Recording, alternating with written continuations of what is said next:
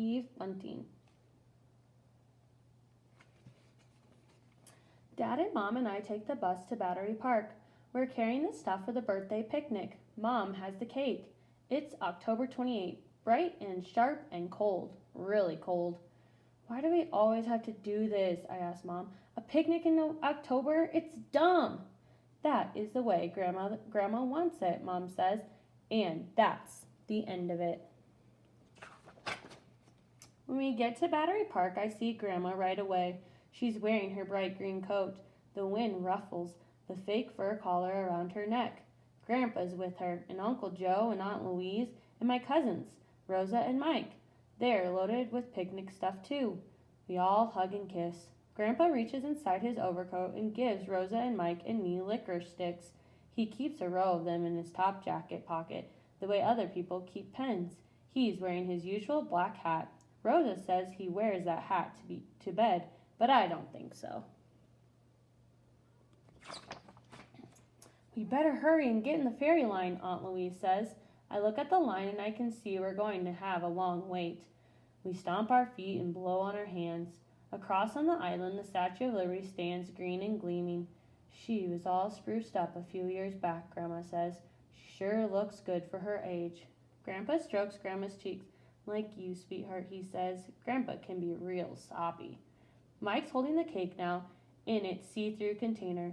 Remember last year? Remember trying to get all the candles on to fit on here? I nod. We only brought 10 this time. Grandma says when you're real old, you don't care about having one for every year anyways. A woman with a thick braid of black hair pulls at my arm. She's wearing a long colored skirt that brushes the ground beneath her coat. There's a little girl with her and a man in loose white pants that flap in the wind. The woman tugs harder on my arm and points to the ferry, which is chugging away from the dock. She's talking to me and I don't understand the words, but I can see she's worried. What's she saying? Mike asked me. I think she's worried because the boat's gone, I say. I smile at the women. It's okay, I say. There'll be another boat. I point at the ferry, then at the end of the line, then back at the ferry. I make a turnaround sweep with my arm. Another will come. She smiles and nods, and I can tell she understands and feels better. Mike sniggers. Man, you looked like a third base umpire waving your arms like that. You looked like a dork. Don't be rude, Mike, Grandma says. Tony was being kind. You are not being kind. I wiggle my ears at Mike, and that makes him laugh, so Grandma gives him another disapproving stare. The next ferry comes, and we manage to squeeze on. I watch for the woman and her children, but they don't make it onto this boat. I hope they don't give up. The grown-ups rush inside where it's warm, but we just put our stuff in there and run to the front of the boat. We pretend to throw up over the railing. There's nobody up at the bow, so we split into the wind and see who it blows back on. Spit is lucky. Liberty Island is coming closer. The statue is getting bigger.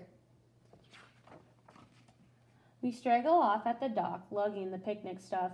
The island is crowded, but Dad finds a grassy spot and the grown-ups spread the blankets. The three of us run around. That's Verrazano Bridge, I say. Mike points. There's Brooklyn. Brooklyn is where Mike and Rosa live. Sailboats dip into the wind.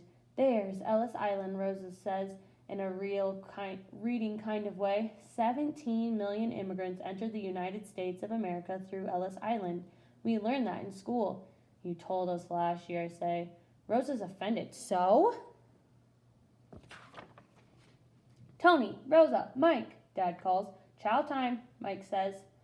We all sit on the blankets except for Grandma and Grandpa. We brought the folding chairs for them. There's a ton of food. Our paper plates keep blowing away. We try throwing them back like frisbees, but the wind carries them in the other direction and we have to chase them again.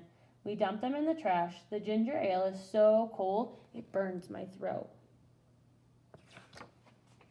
Lady Liberty gazes down on us with her calm, old eyes. You'd think she'd get tired holding her arm up like that, Rosa says. I groan. Give us a break. She's not real. Grandma frowns. She's not alive, if that's what you mean, but she's certainly real. And so and so is what she stands for. She smiles at Grandpa. It's time for the birthday. Light the candles, Luigi. The wind blows out every match Grandpa lights. The candles lean towards Staten Island and the wicks get stuck in the frosting. We straighten them and make a hands barrier between them and the wind. It's a miracle they stay lit while Dad lifts the cake for Grandma to blow them out. They go with one huff when we take our hands away. Brava, Bella, Grandpa cries. Brava means you're wonderful in Italian. Bella means beautiful. Grandpa is being soppy again. Dad refills our paper cups and we stand to face Lady Liberty. Happy birthday, we shout. We touch cups and drink. When I came from the old country, Grandma says, I came out here and I said, thank you, Lady Liberty. Thank you for taking me in. I spoke in Italian, of course, but she understands all languages. This is America and I am here and I am a part of it, I thought. She says this every time. Grandma thinks the statue is such a big deal. Grandpa leads us in the happy birthday song to Lady Liberty, and then Grandma begins to recite the famous words. Give me your tired, your poor, your huddling masses yearning to breathe free. There's more. She recites them here on Lady Liberty's birthday every single year. Not much wonder she knows them by heart. Rosa does too. She's very uppity about it. Grandma blows kisses, so we feel we have to. I sincerely hope no one is watching us. After that, we pack up what's left of the picnic and walk to the back part of the island called the mall. There's a birthday program there too. A brass band is playing. The veterans of foreign wars are having a parade. What a party Lady Liberty's having! We stay for a while and then we come back around. I see the woman in her long, bright skirt with the man and the little girl. I grin. Look, there she is. They made it, I said. They got on the ferry. Grandma nods. I bet they're new Americans. I know how they feel. They are staring up at the statue, and then the man says something, and they hold hands and bow their heads. The way they stand, so still, so respectful, so peaceful, makes me choke up. Maybe they've come to the end of a long journey, farther than just from Battery Park to Liberty Island. I put my arm around Grandma and hold my cup of ginger ale up to Lady Liberty.